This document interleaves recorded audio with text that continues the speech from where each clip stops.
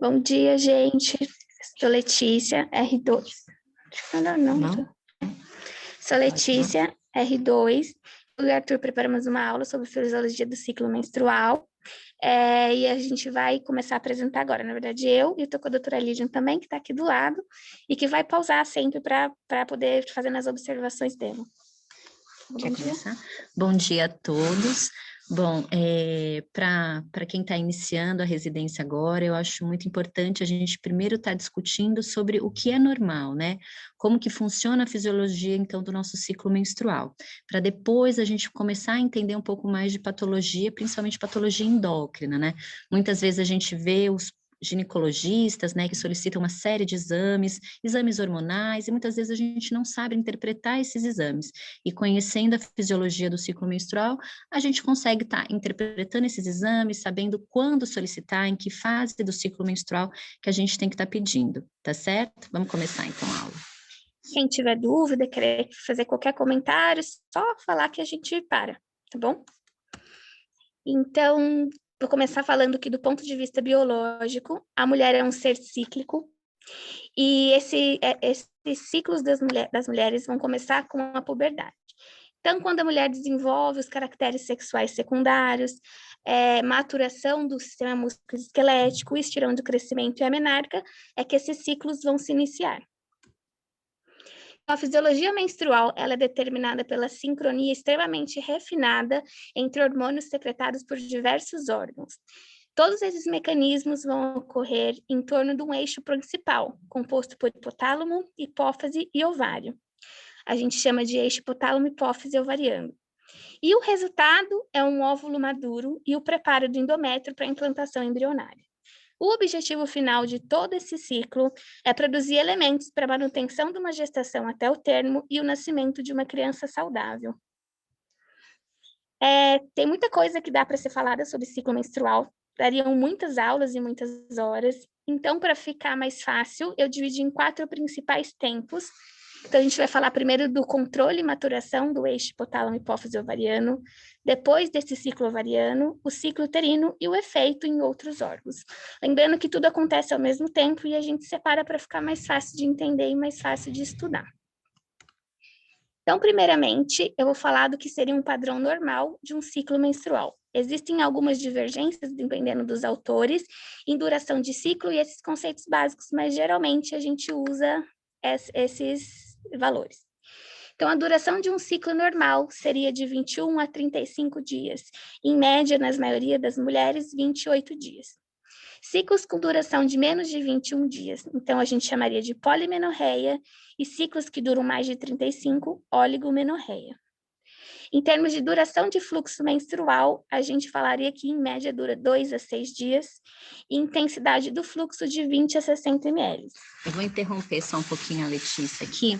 Bom, em questão ao padrão, né, do ciclo menstrual, isso a gente sempre tem novas atualizações, e de acordo com a nova atualização, então, o que é considerado, né, na duração de um ciclo menstrual normal, essa duração, ela pode variar até 38 dias. Então, até 38 dias a gente ainda considera um ciclo regular. E em relação ao que a Letícia colocou aqui, né, de polimenorreia e oligomenorreia, a gente já sabe também que esse padrão foi também mudado. Qualquer alteração, tá bom, nesse padrão da ciclicidade, a gente vai considerar então como um sangramento uterino anormal. A gente não considera mais como polimenorreia ou oligomenorreia. Tudo que foge essa regrinha vem como um sangramento uterino anormal. Em relação à duração do fluxo menstrual, também foi atualizado que a gente considera então como normal fisiológico até 8 dias de sangramento, tá? Acima disso, também o sangramento uterino anormal. Em relação à intensidade do fluxo menstrual, como muitas vezes isso fica subjetivo, então isso foi reclassificado como um sangramento leve, moderado ou aumentado. Então, geralmente a paciente, ela vai relatar se em relação ao fluxo aumentado, pelo número aumentado de absorventes que ela tem que trocar, muitas vezes sangra, né, excessivamente e suja a roupa, então a paciente já vem relatando, porque é muito difícil a gente falar, quanto que você sangrou? Então, a gente realmente vem relatando a paciente pela história clínica dela, tá certo? Então, falando um pouquinho do eixo hipotálamo, hipófise ovariano, lembrando um pouquinho de algumas questões de anatomia e fisiologia. Então, no centro, na região central do cérebro, a gente vai ter o hipotálamo, tá?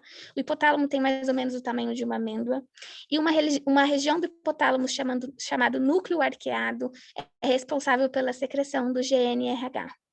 Logo abaixo do hipotálamo, em íntimo contato com ele, a gente vai ter uma glândula chamada hipófise, também conhecida como glândula mestra.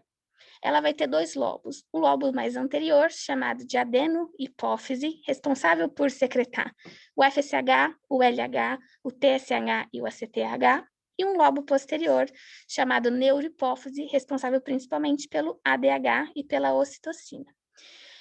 Esse eixo vai estar em íntimo conexão com os ovários, que vão produzir estrogênio e progesterona. Então, vou falar um pouquinho do eixo, como funciona. Então, neurotransmissores mandam mensagens do córtex cerebral. Então, são neurotransmissores excitatórios, como o glutamato, a norepinefrina e o neuropeptídeo Y, e neurotransmissores inibitórios, como a dopamina e endorfina. Eles vão agir no hipotálamo, e o GNRH vai ser liberado de forma pulsátil. Esses pulsos vão variar em frequência e em amplitude.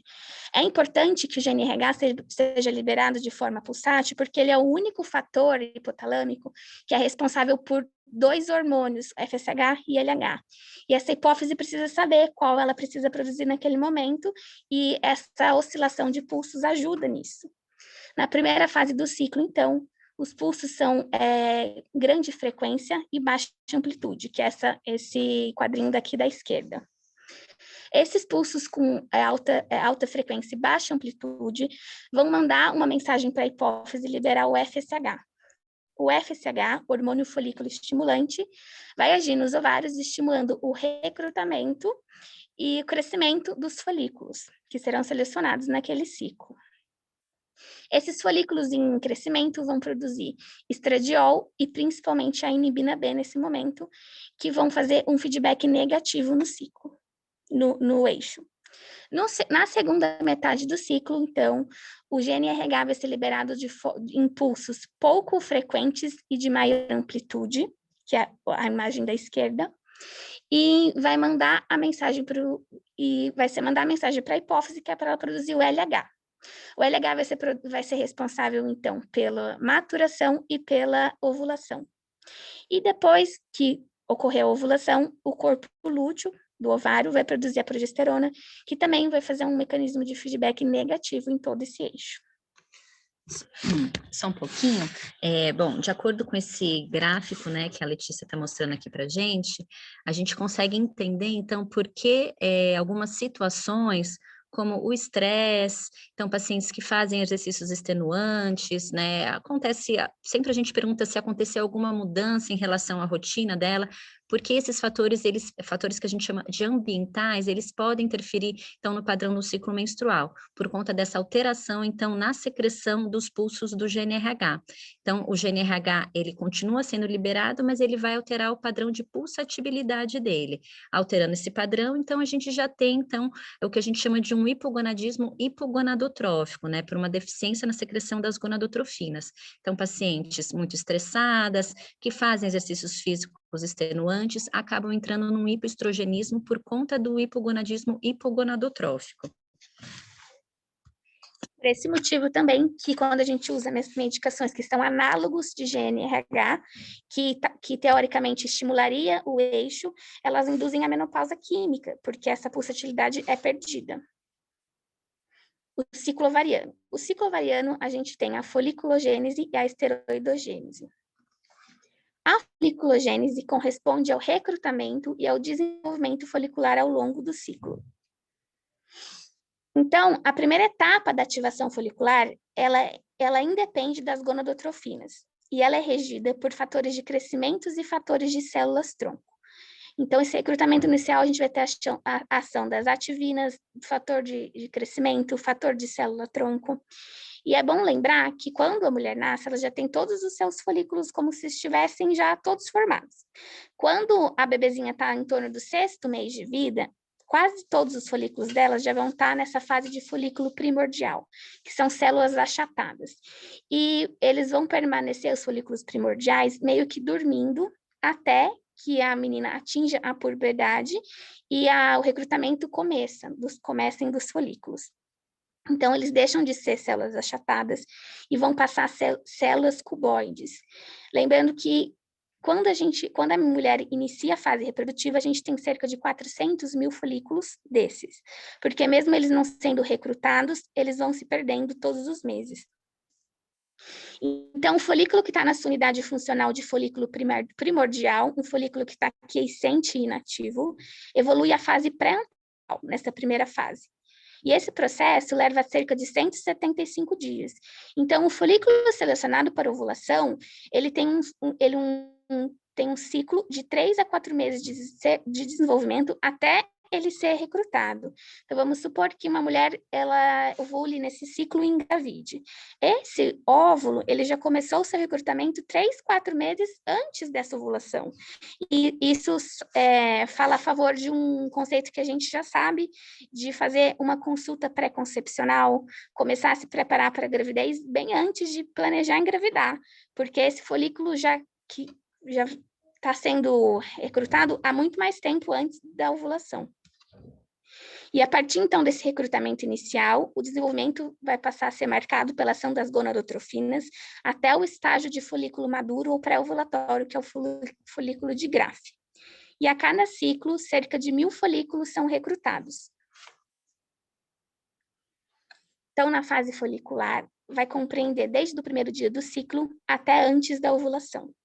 Ela vai ser marcada pelo aumento do estrogênio e da inibina D. A seleção do folículo dominante vai acontecer. Existem algumas teorias para que um folículo seja dominante. A que a gente mais aceita hoje é que esse folículo teria mais receptores ao FSH e por isso ele se tornaria o dominante. E a gente vai ter a elevação do estrogênio e da inibina B inibindo a secreção do FSH. Já na fase lútea, ela vai começar com a ovulação e vai até o início da menstruação. Vai aumentar nessa fase a progesterona e a inibina A. Ela tem uma duração fixa de aproximadamente 14 dias. A fase folicular não tem uma duração fixa. A ovulação vai acontecer 32 a 36 horas após o início da elevação do LH e 10 a 12 horas após o seu pico máximo. A gente vai ter a elevação da progesterona inibindo o LH nessa fase lútea e vai ter, ao fim dela, a formação do corpo lúteo. Deixa eu só falar. Claro, pode. Bom, só ressaltar um pouquinho, então, para a gente conseguir fixar um pouco mais esses conceitos. Então, a Letícia estava falando aqui que a cada ciclo 1.000 folículos eles são recrutados, mas apenas 8 a 10 folículos eles vão ser selecionados para iniciar o seu processo de proliferação celular. Depois ela vai falar que durante esse processo, né, de desenvolvimento desses folículos, a gente vai ter, né, a produção, né, então, dessas células que vão se tornando, né, maiores, né, vão se tornando cuboides, e elas vão produzindo, então, a camada da teca externa e a camada da granulosa, e, consecutivamente, a gente vai tendo, então, a produção do estradiol. Esses folículos produzindo o estradiol, eles vão realizar, então, um feedback negativo com o FSH, diminuindo, então, a sua produção. Conforme esse FSH ele vai diminuindo a sua produção, esses folículos eles vão se tornando mais sensíveis a essa queda do FSH e, portanto, eles acabam entrando em atresia. E o folículo que ele tem esses receptores mais expressivos do FSH e também esse conceito de que ele teria uma melhor vascularização, então folículo de melhor qualidade, que vai se tornar o folículo dominante, tá certo? E outra observação aqui, então, o que vai determinar, então, a duração do ciclo menstrual, então, sempre vai ser a fase folicular da paciente, que é a fase que é variável, que a Letícia falou, que a fase lútea, então, ela é a fase fixa do ciclo, tá? Então, aquela paciente que tem uma fase folicular, né, geralmente no período durante o climatério, né, ou então meninas, né, no início, né, da adolescência, então, vou ter uma fase folicular um pouquinho mais variável, tá certo? Que vai determinar, então, a duração do seu ciclo menstrual. Então, uma segunda parte desse ciclo ovariano seria da esteroidogênese, que é a produção de esteroides ovarianos. A gente tem a teoria mais aceita de como isso acontece, que seria a teoria das duas células, na qual o LH iria até as células da teca e permitiria a entrada do colesterol, e o colesterol seria convertido em androstenediona e testosterona. Esses dois hormônios produzidos, então, iriam até a camada das células da granulosa e, a partir do FSH, a enzima aromatase conseguiria agir e a androstenediona seria transformada em estrona e a testosterona em estradiol, então, para poder ser utilizado pelo organismo. Só um pouquinho. Então, como a Letícia falou aqui na teoria das duas células, então a gente precisa da molécula do colesterol. Então, essa molécula do colesterol através do LDL colesterol, que pode ser oriundo da dieta ou muitas vezes também pelo estoque no fígado. Tá? Então, até a gente tem alguns conceitos, né, de pacientes que fazem uso de estatinas crônicos, né, medicamentos para baixar o LDL colesterol, que poderia também estar intervindo nessa produção endógena hormonal, tá certo? Já que todos, na grande maioria dos nossos hormônios, elas precisam do LDL colesterol para manter a sua produção. O ciclo uterino agora. Então, a camada funcional uterina, ela é um espelho da função ovariana e da produção hormonal de todo o eixo hipotálamo-hipófise ovariana. Então, como seria o ciclo uterino? Nos primeiros dias do ciclo, a gente vai ter a fase menstrual, onde vai ter a descamação do endométrio que estava preparado no ciclo anterior para a implantação do embrião. Depois, com o aumento da produção do estrogênio, a gente vai ter a fase proliferativa. Então, o estradiol inicialmente vai tamponar os vasos sangrantes e ter efeito cicatricial nesse endométrio que está friável. Depois, o epitélio endometrial, que é colunar e glandular, vai ter um aumento de espessura, a gente vai encontrar alta atividade mitótica nessa fase e vai evidenciar a pseudoestratificação e a proliferação glandular. O estroma, que era denso, vai se tornar edemaciado e também a gente vai ter o desenvolvimento das arteríolas espiraladas até a superfície endometrial. Depois da ovulação, a gente vai ter, então, a fase secretora do ciclo uterino, onde vai ter principalmente a produção de progesterona pelo corpo lúteo. Então, o endométrio, ele vai desacelerar a atividade proliferativa. As glândulas vão se tornar mais tortuosas e vão acumular glicogênio e glicoproteína no citoplasma das suas células, visando fazer a nutrição nos estágios iniciais da implantação embrionária, até que esse embriãozinho tenha vesícula vitelínica e tudo mais. As arteríolas espiraladas, elas vão se enrolar e as suas paredes vão ficar menos resistentes, visando também a implantação e a invasão trofoblástica quando esse embrião chegar no endométrio. Nada disso acontecendo, não tendo embrião que se fixe no endométrio, então o corpo lúteo vai degenerar e a gente vai ter novamente a fase pré-menstrual. Agora eu vou falar um pouquinho dos efeitos em outros órgãos. As mamas. Na fase folicular, a gente não vai ter alterações tão significativas. Mas na fase lútea, a gente vai ter uma hipertrofia dos lóbulos mamários, que vão se encontrar mais congestos, e a gente pode ter clinicamente uma mastalgia pré-menstrual. Em geral, uma mastalgia leve, que não vai ser muito importante nem prejudicial para a vida da paciente e que deve melhorar com os sintomáticos. O muco cervical também se altera ao longo do ciclo. Então, na fase folicular, onde a gente vai ter o estrogênio, o muco vai estar mais elástico, lubrificante, transparente, em aspecto de clara de ovo. É um muco propício à espermomigração e vai ter finlância, que é essa elasticidade que está nessa figura da esquerda, no período perovelatório. Inclusive, se a gente pegar esse muco da fase fértil, colocar numa lâmina, aquecer e ir até o microscópio, a gente vai ver esse aspecto em folha de samambaia de cristalização do muco, diferente do muco da fase não fértil. Já na fase lútea, onde a gente vai ter a progesterona agindo, esse muco vai estar espesso, mais esbranquiçado, sem essa elasticidade. Um muco inóspito à espermomigração. Então, nessa figura, ela mostra a evolução do muco ao longo do ciclo menstrual. Inclusive, tem métodos anticoncepcionais, né, que algumas pessoas usam, Billings, que se baseia pelo muco cervical. Na vagina, durante a fase folicular por estímulo estrogênico, a gente vai ter paredes mais delgadas, uma maior elasticidade e maior lubrificação. Já na fase lútea, por ação da progesterona, a mucosa vaginal vai ficar um pouco mais pálida e essa lubrificação também vai diminuir. E aqui a gente consegue ter uma visão integrada do ciclo menstrual. Então, o perfil hormonal, como fica ao longo do ciclo, o ciclo uterino e o ciclo ovariano. Quer falar, doutora? Bom, então, só para a gente fixar, então, alguns conceitos, então, lembrando que tudo acontece de uma forma simultânea, né?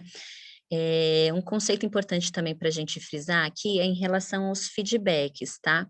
Então, a gente vê... É difícil que não tem, né, como apontar, mas... Nem o mouse aponta, doutor? O mouse aponta. O mouse aponta? Aí. Bom, então, quando a gente fala em relação aos hormônios, né? Então, no início da fase folicular, a gente começa com um FSH, né, mais baixinho, né, e esse FSH, ele começa, né, a estimular os folículos, né, ao recrutamento folicular, né, então esse folículo vai produzindo o estradiol, fazendo o feedback negativo, por conta, né, da queda, né, da atresia daqueles folículos, então, que eu tinha falado no início, que de 8 a 10 folículos, eles são recrutados, começam a produzir estradiol, depois eles sofrem uma atresia por conta dessa queda fisiológica do FSH, ficando só o folículo maduro, então, que vai ter mais receptor, vai ser mais sensível, e aí a gente tem um aumento novamente do FSH, tá bom?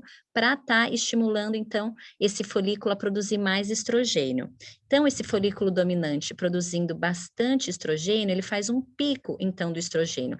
Esse pico do estrogênio, então, que faz o feedback positivo com o LH. Então, o grande responsável, então, pelo pico do LH, vai ser o pico do estrogênio. Então, a gente fala que o estrogênio faz um feedback positivo com o LH, tá? E o estrogênio, ele faz um feedback negativo com o FSH. Então, após, então, o feedback, o pico do LH, então, que a gente tem, né? Então, após 12 a 36 horas, vai ocorrer a ovulação, e com isso a gente tem, então, a produção da progesterona, tá? Por conta mesmo da formação do corpo lúteo, tá? Bom, eu acho que é isso. A gente conhecendo bem, então, a fisiologia, né, do ciclo menstrual, toda essa fisiologia que acontece, né, de forma simultânea, a gente lembrar, então, da teoria das duas células, que precisa, então, da molécula do LDL colesterol para estar formando, né, ter toda essa produção integrada dos hormônios, e aí a gente consegue entender depois um pouquinho mais de patologia. E lembrando que toda vez que a gente usa anticoncepcional, né, principalmente os anticoncepcionais hormonais, tá, os anticoncepcionais hormonais, eles vão bloquear todo esse processo. Então, não tem nenhuma lógica a gente estar solicitando exames hormonais para as pacientes em vigência do uso dos anticoncepcionais, que é o que a gente vê acontecer muito na nossa prática diária. Pacientes em uso de anticoncepcional hormonal vir com uma série de exames hormonais, sendo que a gente sabe que vai estar tudo bloqueado. Esse processo, ele não acontece. E também, muitas vezes, pacientes, né, que querem saber reserva ovariana, muitas vezes a gente faz uma medida, né, de FSH, que é um exame, né, que ele tem uma sensibilidade boa, mas ele não é um exame específico. E a gente pergunta para a paciente, mas em que você colheu numa determinada fase do ciclo, o médico orientou, e elas falam que não. Então, assim, a gente sabe que o FSH, ele tem que ser colhido na fase folicular do ciclo, então, geralmente, a gente orienta do 2º ao 5º dia do período menstrual, para ela estar colhendo, para a gente conseguir avaliar melhor essa fase folicular, que é onde o FSH, ele ainda está baixo, tá? Bom, se tiverem dúvida, pode mandar que a gente vai conversando.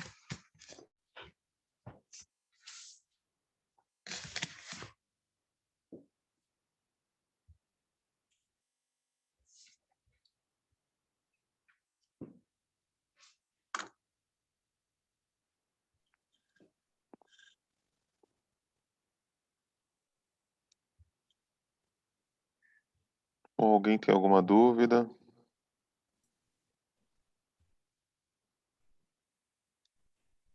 Olá, oi, oi Lília, oi Letícia. Oi, Lia, tudo bem? Tudo bem? Estão me Oi, ouvindo? doutora.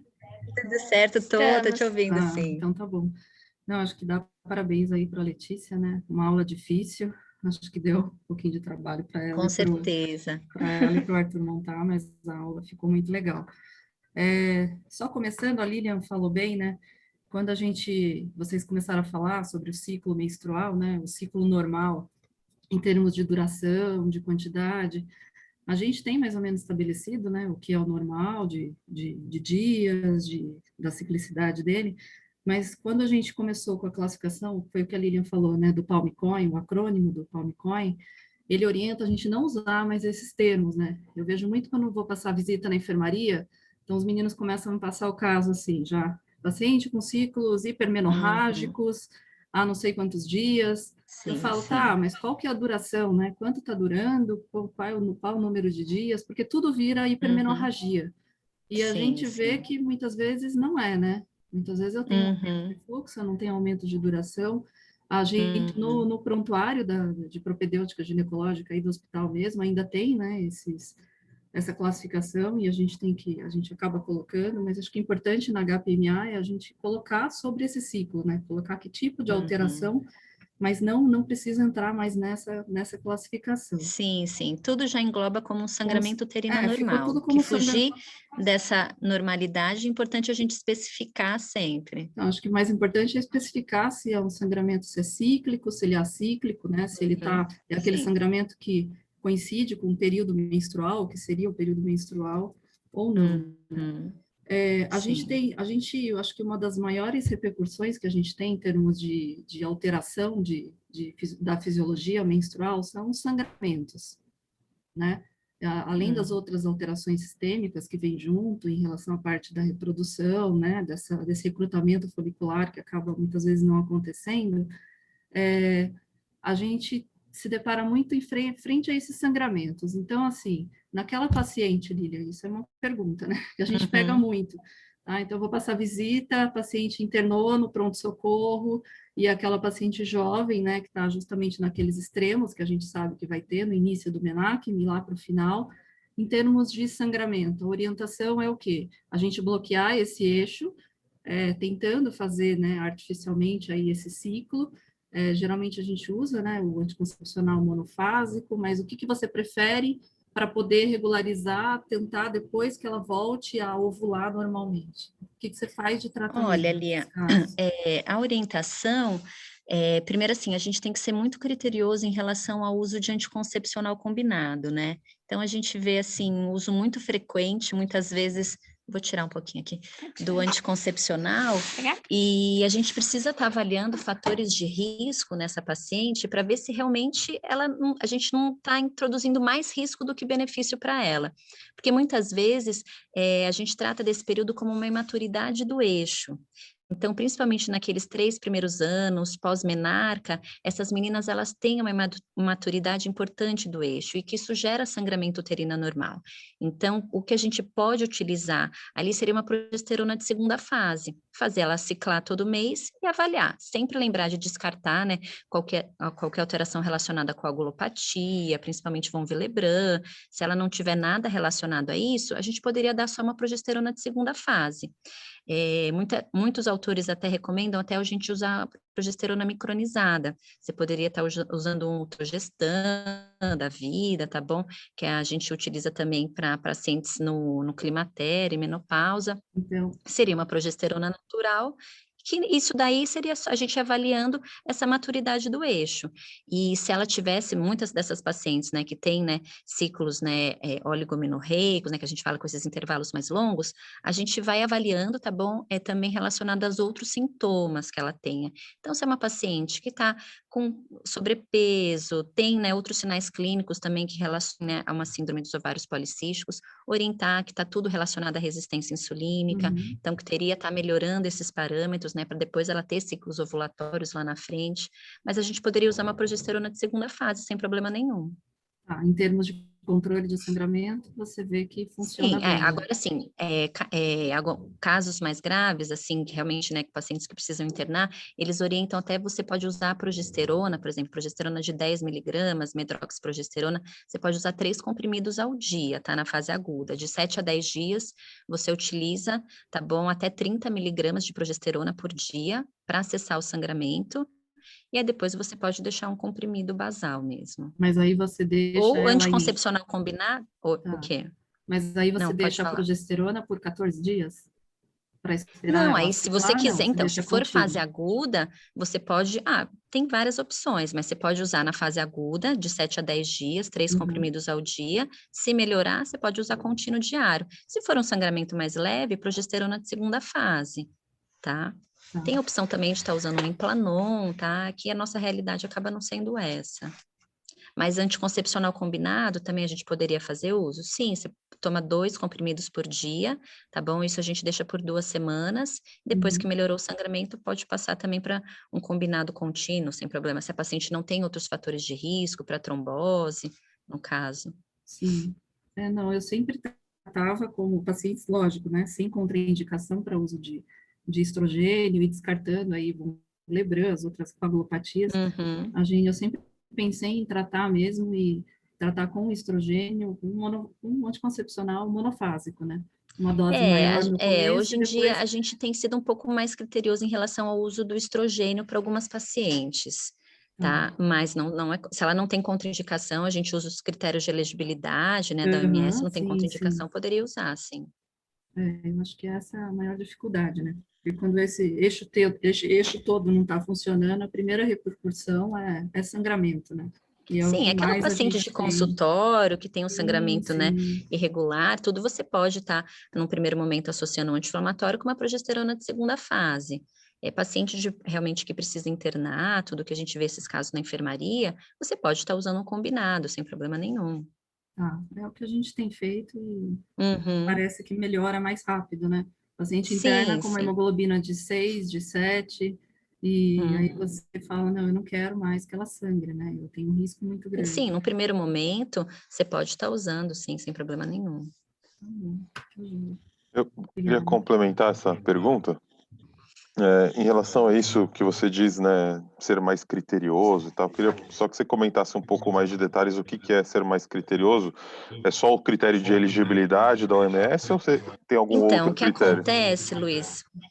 o que acontece, Luiz, hoje a gente tem tido vários estudos, principalmente em pacientes que têm SOP, né, síndrome dos ovários policísticos, essas pacientes, elas já têm uma resistência insulínica endógena delas, que já é próprio da paciente. E a gente tem visto em alguns estudos, alguns trabalhos, que eles mostram que o uso crônico do anticoncepcional, ele pode piorar essa resistência insulínica. Então, muitas pacientes, elas acham que fazendo uso do anticoncepcional, elas estariam tratadas da SOP, no caso, e a gente sabe que não, né, o anticoncepcional, ele faz uma maquiagem, tá, para melhorar esses parâmetros, esses sintomas que elas têm do hiperandrogenismo, tudo, mas ele não é um tratamento, o tratamento está relacionado, então, à mudança no estilo de vida, enfim, né, dieta e perder peso, mas a gente está usando o anticoncepcional com essa finalidade, tá bom? Que estaria esse conceito errado, tá bom? Então, assim, claro, pacientes com sangramento uterino anormal, realmente pode estar fazendo uso, mas tomar cuidado para a gente, aquelas pacientes mais gordinhas, tudo, a gente sempre tem que estar orientando elas que o anticoncepcional, ele não é um tratamento, tá? Então, ele não vai melhorar realmente a raiz do problema que ela tem. Eu estou perguntando isso porque, assim, eu vejo que, no final das contas, as pacientes têm dificuldade de entender essa questão do... eu vou só deixar teu microfone mudo enquanto eu falo, que senão dá eco. Aí depois você Peraí. liga. Então, assim, o que eu fico, né, o que eu vejo na prática clínica, que as pacientes elas têm dificuldade de entender essa questão, né, de fazer progesterona na segunda fase e tal. As pacientes, entre aspas, adultas já têm essa dificuldade de entender como fazer isso, imagina as adolescentes. E eu acho que, além de tudo, isso coincide com uma fase de início de vida sexual ativa, né, que a paciente acaba buscando também, né, segurança anticoncepcional, né? Então, acho que as duas coisas acabam casando. Tá. Claro, Luiz, para paciente que tem vida sexual ativa, a gente sempre tem que estar oferecendo, né, um método anticoncepcional. A progesterona de segunda fase não faz isso. Como muitas meninas acabam ficando em amenorreia, 3, 4 meses. Para a gente orientar o uso da progesterona, geralmente eu oriento do dia 1 ao dia 14 do mês. Então, ela vai tomar do dia 1, no caso, dia 1 de março ao dia 14, no outro mês, do dia 1 ao dia 14, para ficar uma forma mais fácil dela estar entendendo. Como ela não cicla, ela não vai fazer, né, do 14º ao 24º dia, ela não vai fazer isso. Então, a gente orienta dessa forma, que fica mais fácil dela estar entendendo. Claro, tem pacientes aqui no ambulatório que eu já falo para os residentes que realmente elas não entendem. Então, até para no caso da terapia hormonal, a gente usa progesterona contínua, tá? Mas para aquelas pacientes que já têm um discernimento melhor, a progesterona de segunda fase, ela vai muito bem. Então, Lilian, aí o que a gente tem disponível de progesterona é a noretesterona, né? 10 miligramas. E você tem feito Sim. com a noretesterona aí no ambulatório? Ou você... Para quê? Para sangramento? Para controle de sangramento nessas Para meninas. controle, isso, para controle de sangramento, Fazer ela isso. ciclar e eu quero fazer só a segunda Sim, a fase. noretesterona de 10 miligramas, ela tem uma ação mais potente, isso mesmo, tá? Que é o Primolut, né? Que é o famoso Primolut. Sim, então, para climatério já a gente usa uma dose menor, tá bom? Que é de 0,35, mas para sangramento, o Primolut, então, de 10 miligramas, ele já tem uma ação muito melhor. E ele é uma progesterona, né, que a gente chama de uma progesterona de primeira geração, né? Então, ele tem uma ação anti-inflamatória mais potente, né? Então, para esses casos de sangramento também vai muito bem. Uhum. Quando você diz de alteração anti-inflamatória, é para diminuir a inflamação que pode Isso, para ocasionar do diminuir a endométrio, inflamação. né? Isso, E a exatamente. A menstruação inflamação do nada mais é do que uma endométrio inflamação. acaba Exatamente, diminui a aumentando o produção de sangramento. prostaglandina, tudo isso, e melhora o sangramento. Entendi. Não, legal. Obrigada. Nada. Alguém mais? Alguma dúvida? Bom, se ninguém tem mais nenhuma dúvida, agradecer a Letícia e a Lilian pela aula, pelas respostas aí, pelas explanações. Eu que agradeço. E a aula, então, vai ficar disponível no canal da Ginecologia no YouTube para quem quiser rever e ver pela primeira vez. Obrigado, gente. Bom dia. Até mais. Tchau, tchau.